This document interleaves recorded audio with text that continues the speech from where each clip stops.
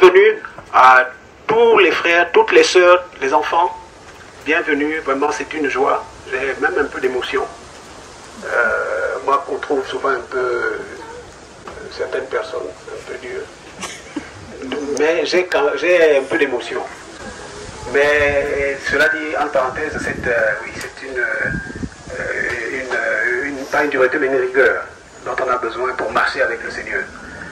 Et je ne suis pas encore arrivé comme beaucoup d'entre nous. Par la grâce de Dieu, nous y arriverons.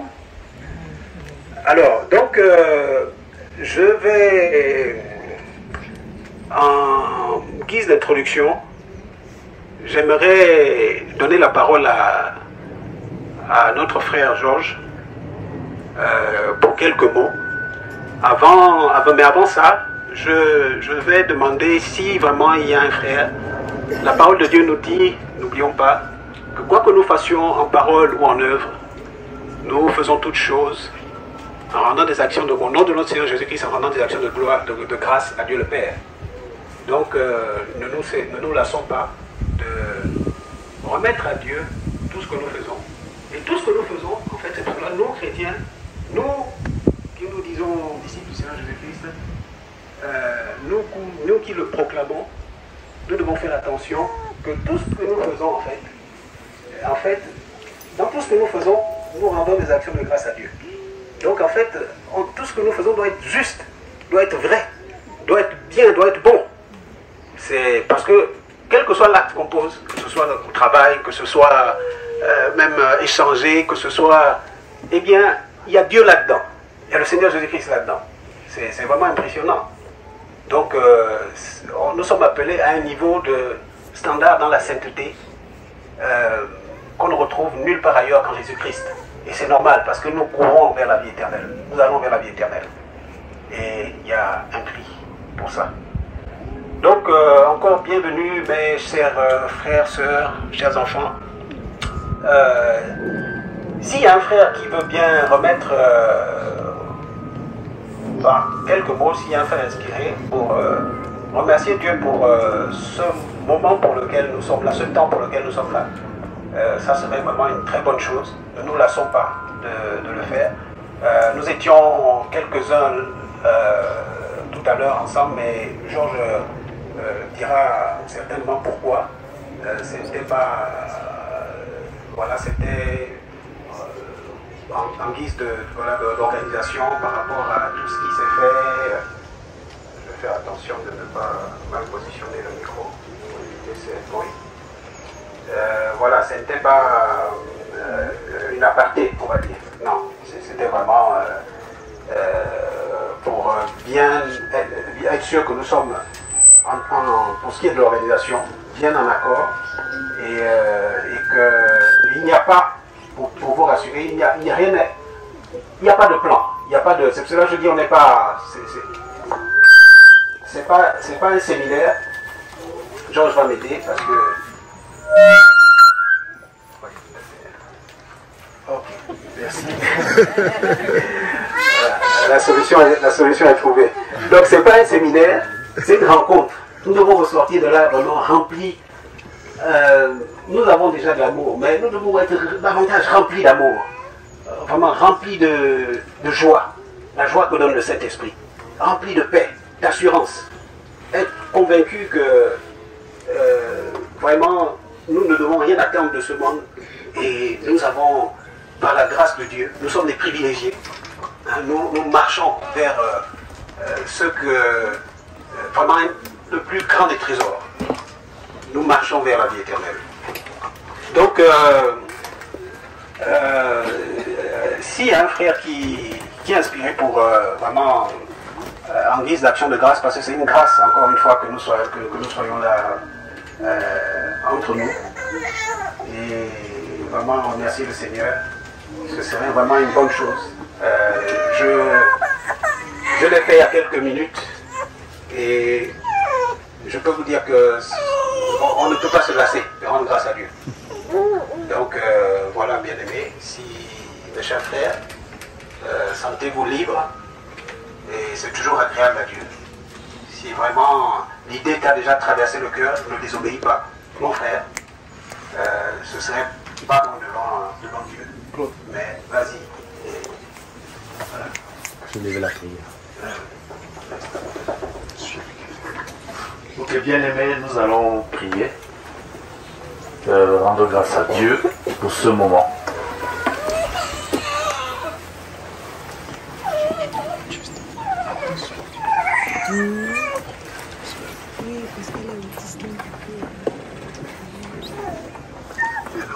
Je laisse le temps aux sœurs qui veulent bien se voiler de se voiler.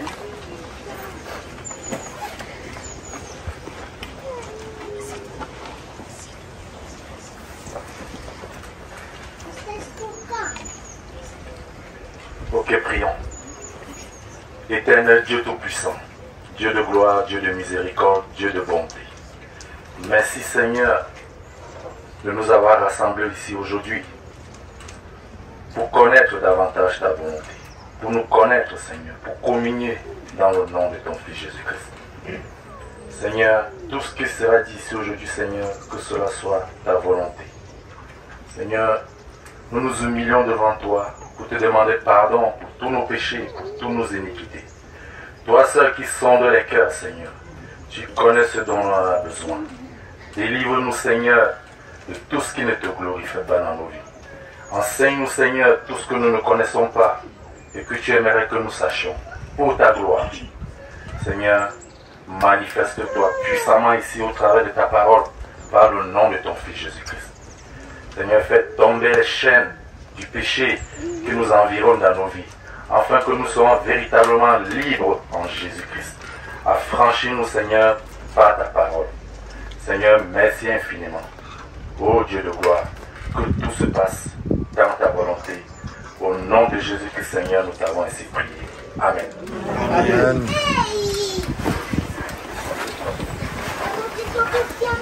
Alors, donc, nous allons poursuivre. Je vais, comme je le disais déjà il y a quelques instants, donner la parole à Georges, voilà, qui a certainement une introduction pour nous, pour cette rencontre.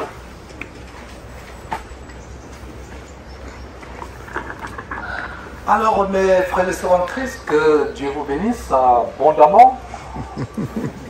Vous ne connaissez plus la foi, n'est-ce pas? Et puissamment. Ça fait quand même une semaine que je suis en France, donc je dois parler un peu comme les Français, vous voyez, comme la France. Donc, c'est une très grande joie d'être avec vous aujourd'hui. C'est pas naturel.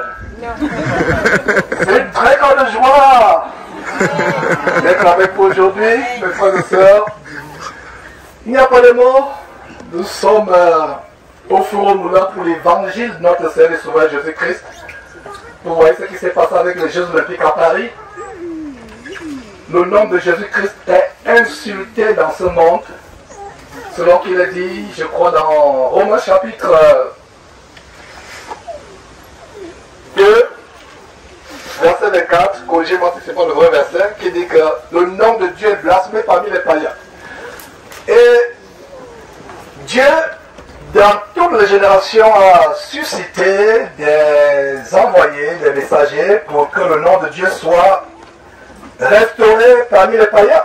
Je parlais des Jeux Olympiques, et vous avez certainement vu la vidéo, comment je prêchais il y a quelques jours dans le métro devant les policiers.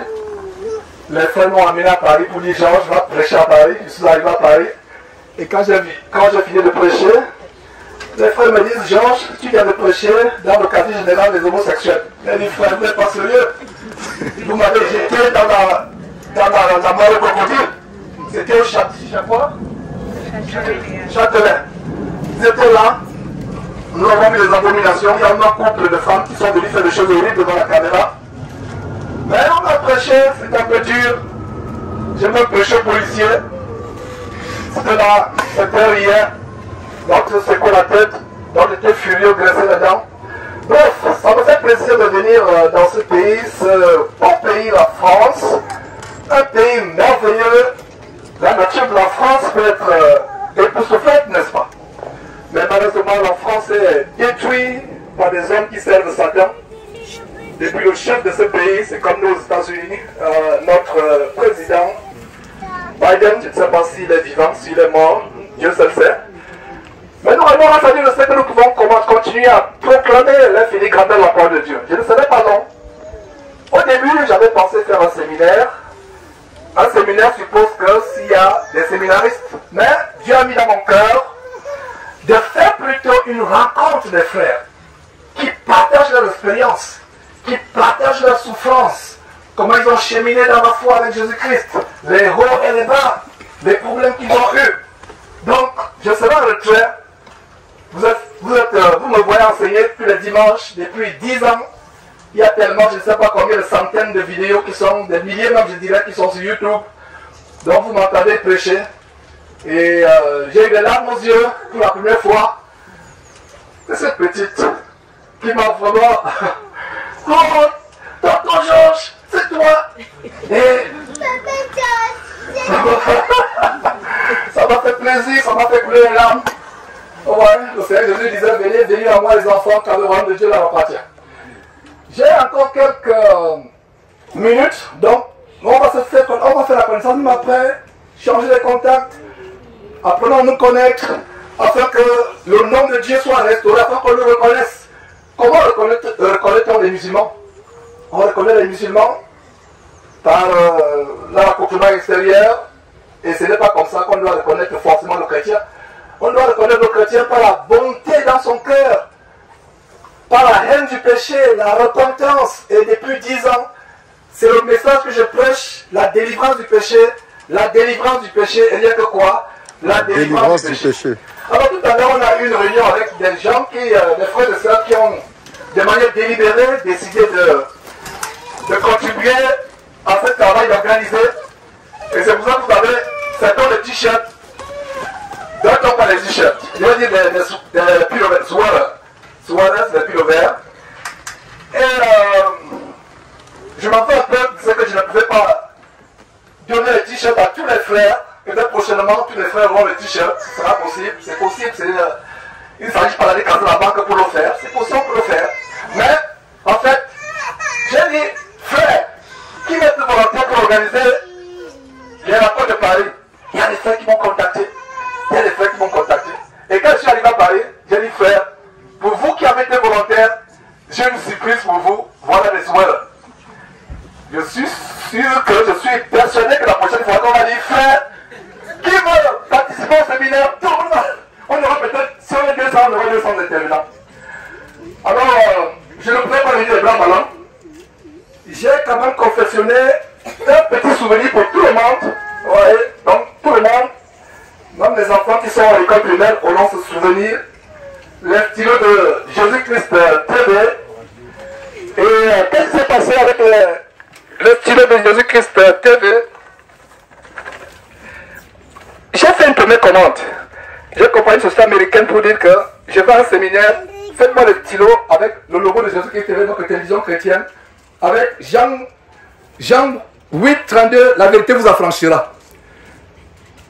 La commande était rush. Rush, ça veut dire que rush. Rapide. Merci, rapide. Alors on a fait la commande. J'étais content, j'ouvre le carton. La commande vient, c'est Jésus-Christ TV, Jean 8, 32, la vérité vous affranchira. Mais, c'est pas les couleurs. J'ai montré, j'ai dit, ma soeur, qu'est-ce que tu en penses? Comme j'étais triste, elle me dit, quand elle dit ma soeur, c'est mon épouse, le confort là-bas. Elle dit, ma soeur, qu'est-ce que tu en penses? Elle dit, ouais, mon frère, ces gens n'ont pas fait le bon travail. J'ai pensé qu'on dit ouais au Cameroun, ça veut dire que tu es désolé. Ça veut dire que ouais, ça veut dire que quand on dit au Cameroun ouais, ça veut dire que non, tu es tellement déçu. Vous les Français, vous dites quoi? Oh là là. Donc on dit ouais. J'ai dit ouais ma soeur, qu'est-ce que les gens ont fait comme ça? Là je parle comme au Cameroun. Alors, qu'est-ce que tu en penses? Elle était triste, j'étais aussi triste. Je dis non, c'est pas grave. Je voulais appeler la compagnie pour dire que quel boulot, parce qu'on s'est entendu, c'est pas la maquette. Alors, j'ai dit c'est pas grave. En tant que chrétien, il faut apprendre à perdre. Même si on fait perdre l'argent, c'est pas grave. Mais en tout cas, vous aurez 2 stylos. Ouais. J'avais prévu un stylo pour chacun, maintenant vous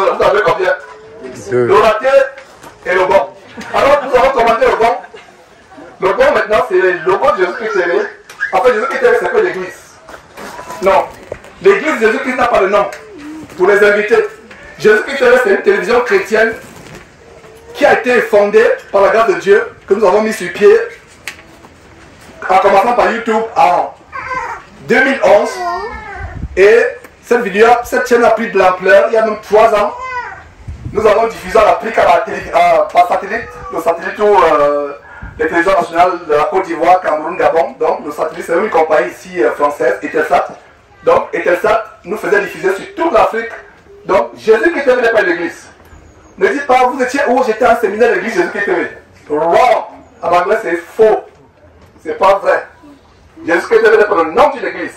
Jésus-Christ TV est le nom d'une trompette qui se reconnaît sur les réseaux sociaux. Ça veut dire que s'il n'y a plus le satellite, s'il n'y a plus Internet, c'est fini. Jésus-Christ TV n'existe plus.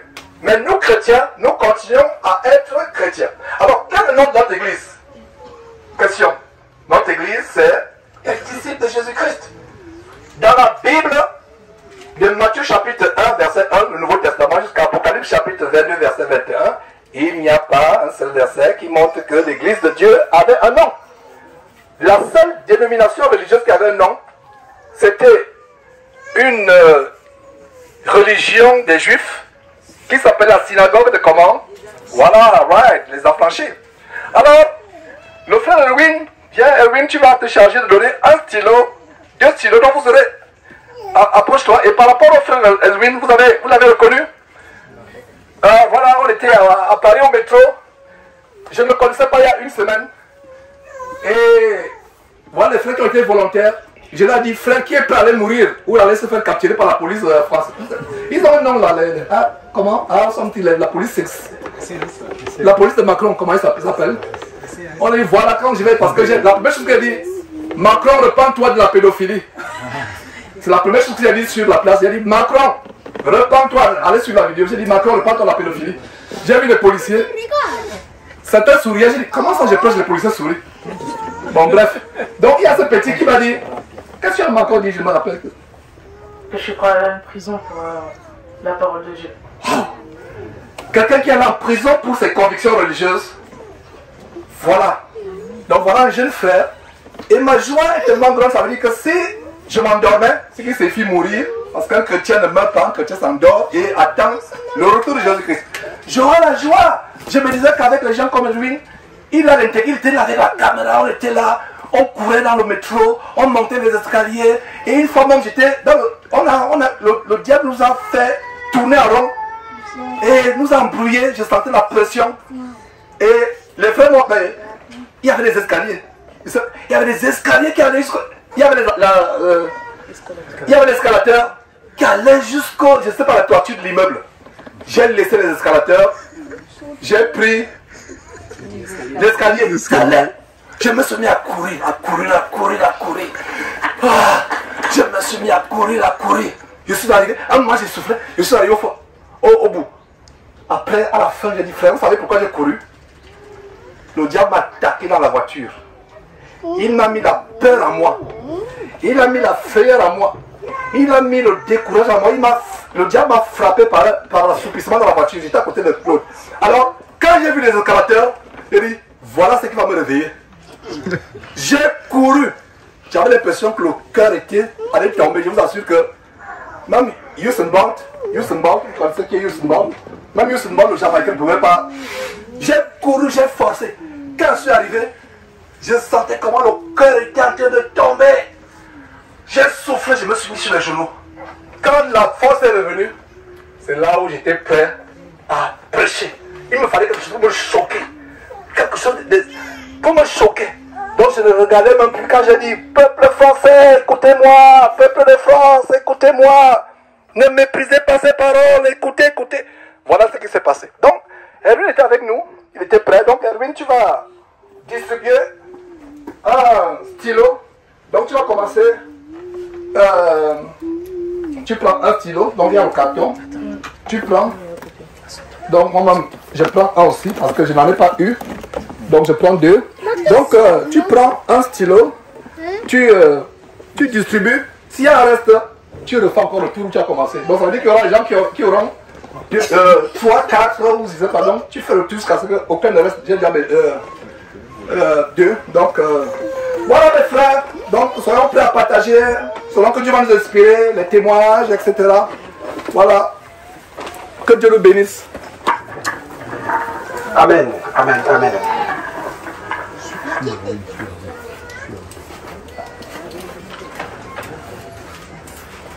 Alors, je crois qu'on va discrètement on va partager les stylos, mais pour ne pas que nous soyons distraits, je crois qu'on peut faire passer mon cher frère, jeune frère, fais passer le sac. Tu vois, non? Fais passer le sac. Ou bien tu veux. Et chacun va prendre. Parce que.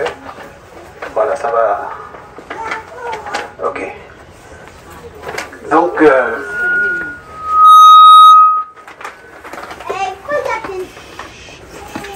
Alors, donc je disais qu'on va. On va prendre le temps, comme Georges l'a rappelé déjà, de nous connaître. Nous allons prendre le temps de nous connaître. Nous allons, par la grâce de Dieu, aller, selon que Dieu donnera de l'inspiration aux frères dans la parole. Nous allons nous édifier, nous allons nous exhorter, nous enseigner. Nous allons, par la grâce de Dieu, aussi avoir un temps. Rien n'est prévu de manière séquentielle, mais nous obéirons à ce qui nous viendra à cœur, selon que Dieu parlera dans nos cœurs, pour que tout se fasse au moment où Dieu le voudra. Donc, nous avons un frère qui a un message d'introduction, on va dire, justement pour nous amener à aller sereinement, sous la conduite du Saint-Esprit, dans ce séminaire, dans cette rencontre, pardon. Nous disions que ce n'est pas un séminaire. Donc le frère David a quelque chose à nous dire. Il a quelque chose que le Seigneur lui a mis à cœur. Et nous allons donc l'écouter. Non pas David, mais nous allons écouter Dieu qui donne l'inspiration à David, qui n'est qu'à ce moment voilà, qu'un outil. Donc je te passe David. Tout à fait. Bonjour encore à toutes et à tous, bien-aimés frères et sœurs. Quelle joie de pouvoir être ici au milieu de vous, mais quelle joie d'être tous ensemble. Donc je vais commencer par un petit cantique, très simple.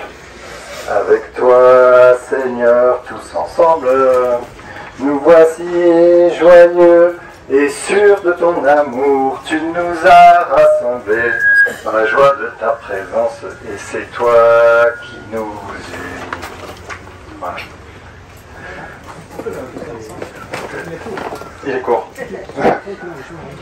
Avec toi, Seigneur, tous ensemble, nous voici joyeux et sûrs de ton amour. Tu nous as rassemblés dans la joie de ta présence, et c'est toi qui nous unis. Voilà. Amen. Amen. Donc, après ça, je souhaitais un petit peu partager la parole de Dieu, parce que nous voici ici rassemblés dans la présence du Seigneur, comme l'Église primitive, je dirais, qui est expliquée dans l'Acte des Apôtres, qui nous montre que vraiment, ils étaient tous ensemble.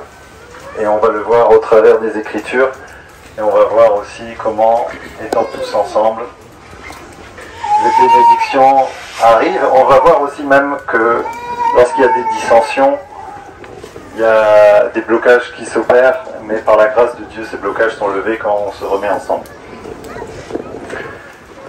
Donc déjà dans Acte 1, le verset 6.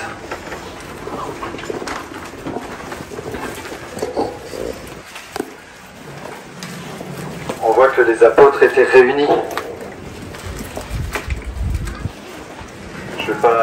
Je vais passer rapidement hein, pour pas prendre trop de temps, mais voir les points importants qui montrent justement cette unité de l'Église que nous formons tous, par la grâce de notre Dieu et notre Seigneur Jésus-Christ. Donc ensuite au verset acte toujours 1, verset 14, tous d'un commun accord, persévérer dans la prière et dans l'oraison avec les femmes et Marie, mère de Jésus, et avec les frères de Jésus. Donc ça, ce sont les bases, les fondations de l'Église primitive.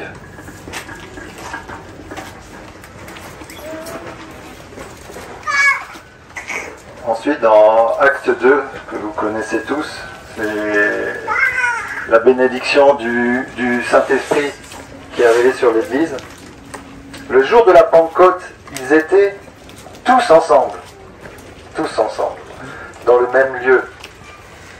Tout à coup, il vint du ciel un bruit comme celui d'un vent impétueux et il remplit toute la maison où ils étaient assis.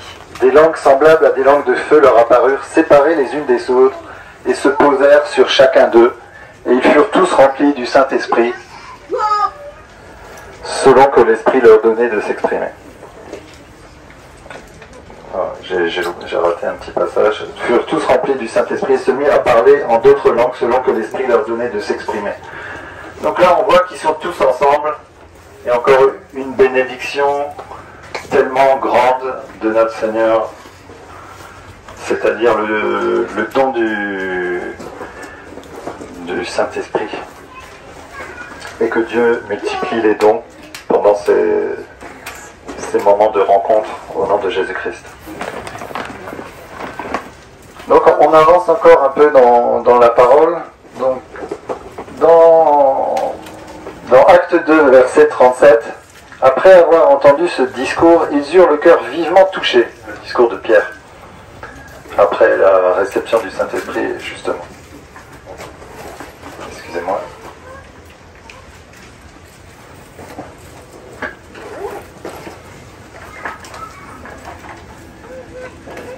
Pierre leur dit, repentez-vous et que chacun de vous soit baptisé au nom de Jésus-Christ pour le pardon de vos péchés et vous recevrez le don du Saint-Esprit, car la promesse est pour vous, pour vos enfants et pour tous ceux qui sont au loin, en aussi grand nombre que le Seigneur Dieu les appellera.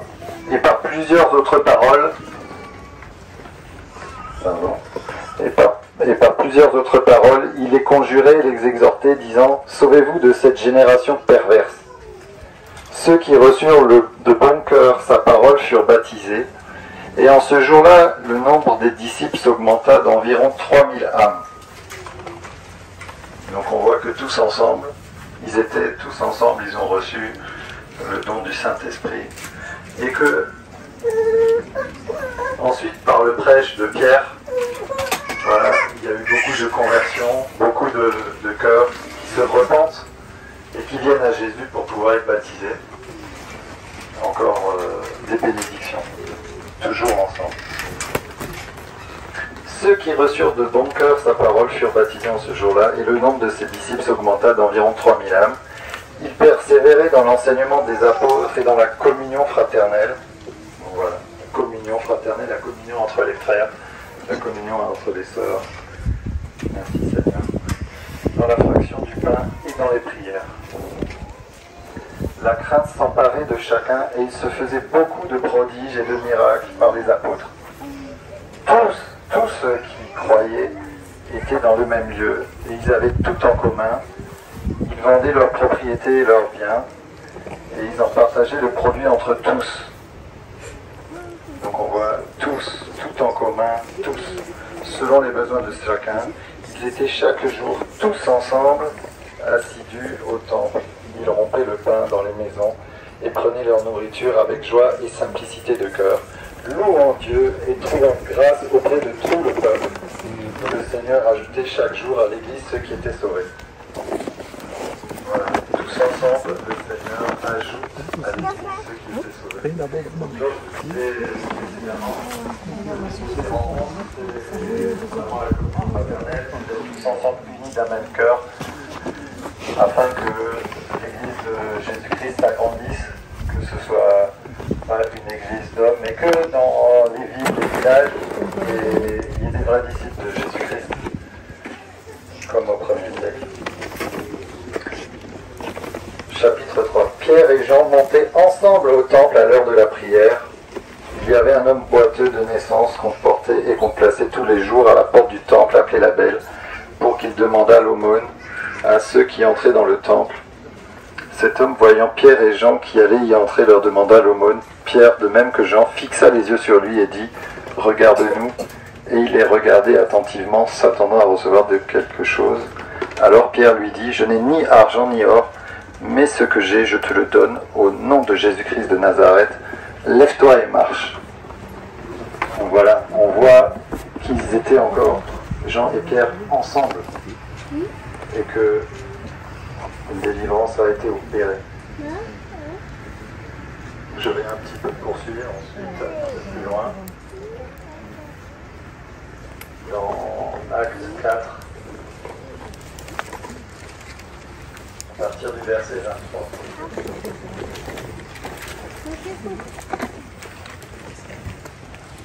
Après avoir été relâchés, donc ils avaient été, bien sûr, après cette délivrance, je saute un peu le passage parce que l'emphase est mise sur être tous ensemble, mais il y a eu les attaques. Dans le début de chapitre 4, ils ont été attrapés, mais malgré le fait qu'ils étaient attrapés, ils étaient heureux. Et après avoir été relâchés, ils allèrent vers les leurs et racontèrent tout ce que les principaux sacrificateurs et les anciens leur avaient dit. Lorsqu'ils l'eurent entendu, ils élevèrent à Dieu la voix tous ensemble et dirent « Seigneur, tu es le Dieu qui a fait le ciel et la terre, la mer et tout ce qui s'y trouve. C'est toi qui as dit par le Saint-Esprit, par la bouche de notre Père, ton serviteur David, pourquoi ce tumulte parmi les nations et ces vaines pensées parmi les peuples? Les rois de la terre se sont soulevés et les princes se sont ligués contre le Seigneur et contre son roi. » Donc voilà, on voit encore dans ce passage, ils élevèrent à Dieu tous ensemble la prière. Si on passe ensuite en Actes, chapitre 5, à partir du verset 12.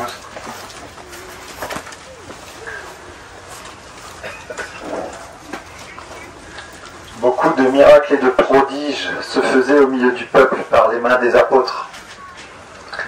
Ils se tenaient tous ensemble au portique de Salomon, et aucun des autres n'osait se joindre à eux, mais le peuple les louait hautement. Le nombre de ceux qui croyaient au Seigneur, hommes et femmes, s'augmentait de plus en plus. Voilà, donc encore une fois, tous ensemble. En fait, dans l'unité de la foi, en étant un modèle d'une vraie Église de Dieu, les miracles s'accomplissent, les délivrances s'opèrent, et les gens voient la main de Dieu. Et c'est ça, une grâce de Dieu, les bénédictions pleuvent. À partir du verset 16, la multitude accourait aussi des villes voisines à Jérusalem, amenant des malades et des gens tourmentés par des esprits impurs, et tous étaient guéris. Voilà, même ceux qui venaient, qui les rejoignaient, étaient guéris. Alors je ne vais pas être très très long encore, on va finir par Actes chapitre 6, à partir du verset 1.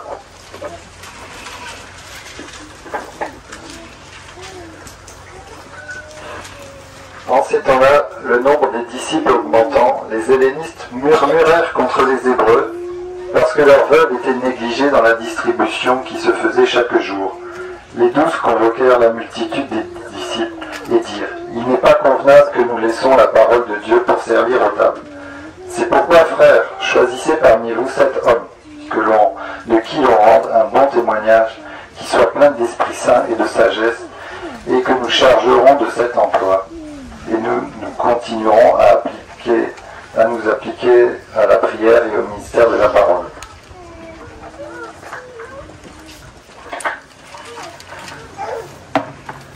Donc là, on voit l'Église qui est moins unie. L'Église qui n'est plus unie. Puisqu'ils ont jusqu'alors, on voyait qu'ils étaient tous ensemble. L'emphase, elle est mise à de tellement nombreuses reprises, mais là, on voit une dissension. Et ça, c'est justement ce qui peut poser des problèmes.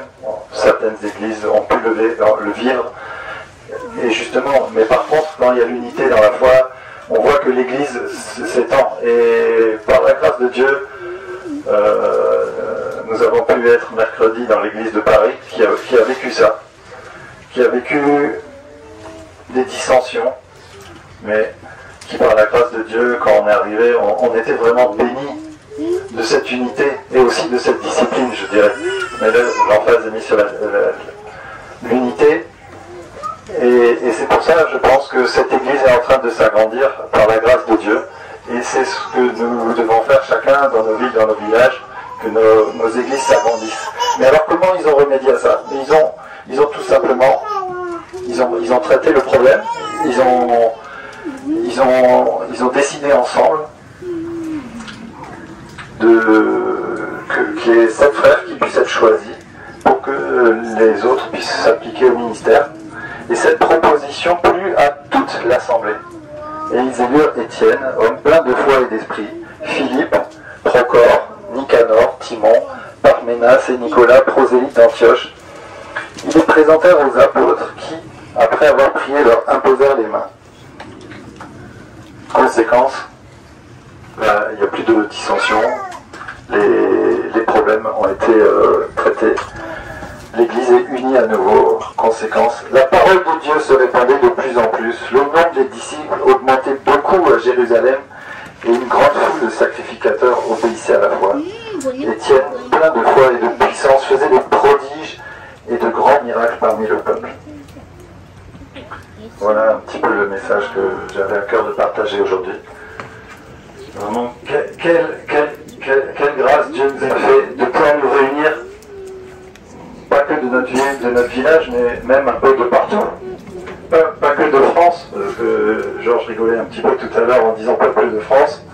Bon, il n'y a pas que le peuple de France, il y a qui sont venus des États-Unis, d'Espagne, d'Italie, d'Allemagne, de Belgique, peut-être du Portugal, j'ai cru comprendre. Après, excusez-moi si j'en oublie, je ne connais pas tous les détails, mais regardez cette grâce d'être unis pour la parole de notre Seigneur Jésus-Christ, pour être unis pour ces rencontres qui sont l'objectif vraiment de pouvoir se connaître, parce que l'Église de Dieu, c'est une Église unie. Et comment on peut être unis, comment on peut avoir confiance les uns en les autres, si ce n'est en se rencontrant physiquement.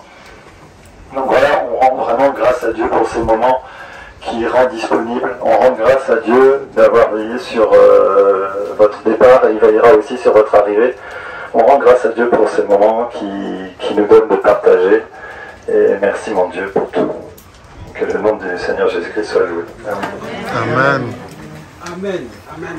Amen. Nous rendons grâce à Dieu pour ce merveilleux message. Cet enseignement, on va dire, de David. Dans tout ce que David nous a dit, par la grâce de Dieu, il a dit beaucoup de choses. Dans le livre des Actes, je crois que vous serez d'accord avec moi, c'est l'un des livres qu'on peut lire et relire et relire sans se lasser, parce que c'est le livre qui nous donne vraiment qui nous dresse le portrait de ce qu'était la vie des disciples du Seigneur après la montée dans les cieux de notre Seigneur Sauveur Jésus-Christ. Et donc, voilà, il nous montre comment faire, il nous montre ce que doit être cette vie ensemble. Cette vie ensemble que veut Dieu, que veut le Seigneur Jésus-Christ.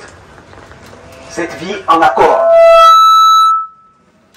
Donc, je crois que le message de David est bien passé. Il y a, dans tout ce qu'il a dit, on peut faire, je crois, beaucoup de petits enseignements. Il y a tellement de choses. Mais déjà, c'est un grand encouragement, c'est une exhortation à demeurer ensemble, à rechercher l'accord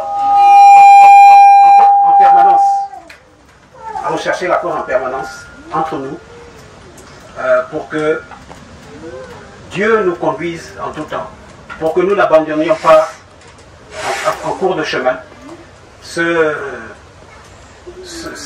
voyage, parce que nous ne sommes que, comme nous le disons toujours, souvent, nous ne sommes que passagers sur cette terre. Nous n'appartenons même pas à ce monde. Le Seigneur Jésus-Christ l'a dit. Donc, nous rendons grâce à Dieu pour tout ce que David nous a donné comme parole. Quand David terminait, il m'a mis à cœur de quelque chose que j'avais déjà il y a quelques heures peut-être, ou jours. Et je rends grâce à Dieu parce que nous, ensemble, nous sommes plus forts et c'est ce que Dieu attend de nous, en fait.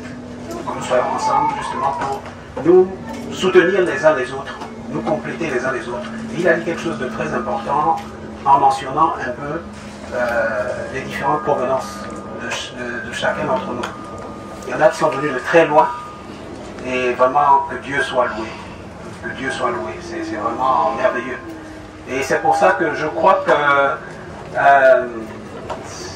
je vais laisser encore un peu de temps, certainement qu'il y a des frères qui ont peut-être qui ont eu une inspiration en rapport avec ce que David disait, ou peut-être une toute autre inspiration qui est venue d'une autre préoccupation ou inspirée différemment de Dieu. En gros, quelque chose de bon pour notre édification. Peut-être y en a-t-il parmi les frères qui en ont une. Nous allons, comme je disais, essayer de respecter, pas essayer, mais nous allons respecter l'ordre de la bienséance que nous avons lors des rassemblements sur Zoom. Si nous le faisons sur Zoom, à plus forte raison, lorsque nous sommes assemblés, lorsque nous nous voyons ensemble physiquement. Donc là, pour cette séance-là, s'il y a deux frères encore, parce que je m'exclus en fait, s'il y a deux frères encore qui ont... non, s'il y a un frère, parce que je considère que Georges aussi a dit quelque chose. S'il y a un frère qui a encore quelque chose, et sinon, j'espère qu'il y a un frère, ce serait... parce que je crois qu'il y a un frère. Et nous allons laisser le frère donner le message qu'il a, par la grâce de Dieu. Et ensuite, nous allons faire un petit tour de... On va le faire rapidement. Il faut que nous nous connaissions. C'est le but. Nous devons nous connaître. Nous ne devons pas repartir d'ici, vous voyez, et puis sur Zoom ou si nous nous croisons, nous sommes... voilà, nous nous considérons encore comme des étrangers. Nous devons vraiment vivre comme David l'a rappelé au travers des écritures que nous avons dans le livre des Actes. Nous devons vivre ensemble, que nous soyons séparés par quelques milliers de kilomètres ou pas, mais nous devons porter nos frères et nos sœurs, nous devons nous porter dans nos cœurs. Et si nous avons la grâce de nous être vus comme aujourd'hui, et comme ce sera par la grâce de Dieu demain et après-demain, eh bien je pense que cela est gagné. Nous devons maintenir cette amitié fraternelle, cet amour fraternel, en demeurant ensemble, non pas seulement physiquement, mais ensemble, en esprit. Je parle de l'esprit de Dieu. Alors, donc s'il y a un frère qui a quelque chose, selon que Dieu le lui a mis à cœur, c'est avec joie que nous l'écouterons.